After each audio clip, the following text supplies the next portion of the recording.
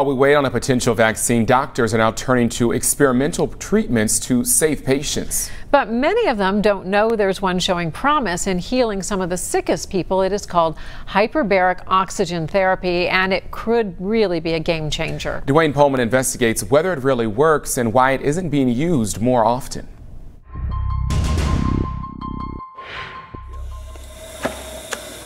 From Louisiana, the results thus far are pretty impressive, to Long Island. I would say I'm encouraged that, hyperbaric oxygen could be a benefit. And more than a dozen other hospitals across the U.S., early studies are revealing hyperbaric oxygen therapy, or HBOT, is saving the lives of critically ill COVID-19 patients. Is HBOT working for COVID-19 patients? Yes, it appears to be.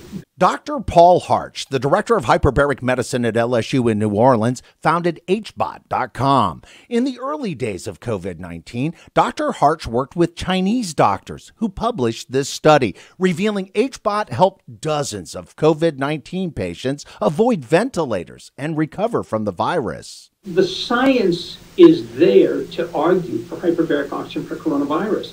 But the Food and Drug Administration continues to warn against using HBOT for anything other than 14 approved conditions, ranging from treating decompression sickness to healing burns and other wounds. The reason? FDA scientists say there's a lack of rigorous studies proving HBOT works as a treatment for other conditions.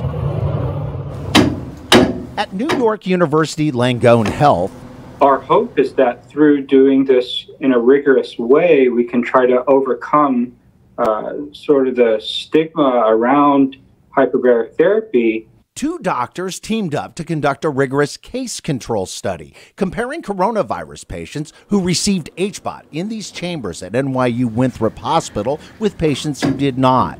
The results are under review for publication, but what they found is stunning.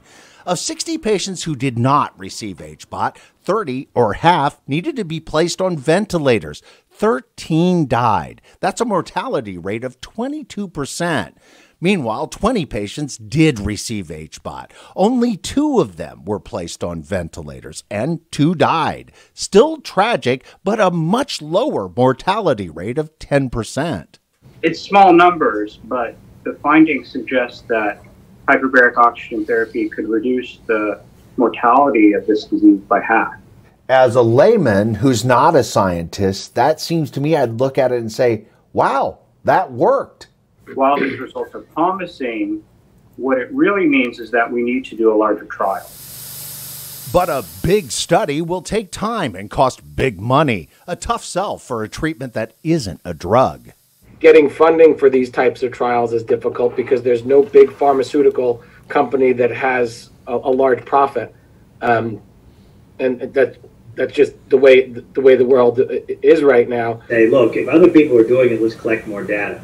Dr. Thomas Serena, founder and medical director of a company that specializes in wound care and HBOT, is collecting that data from doctors across the country who are using HBOT on COVID-19 patients. Already, he's seeing a remarkable recovery rate. How often does it work? It seems to work in the 80%, 90% range. Yet the goal of getting more COVID-19 patients into these hyperbaric chambers remains elusive. So many doctors, I believe, are not even aware of it. As science tries to catch up. What if we find out that hyperbarics works? And the pandemic continues to rage. We've never seen anything like this before. I'm Dwayne Pullman, Local 12 News.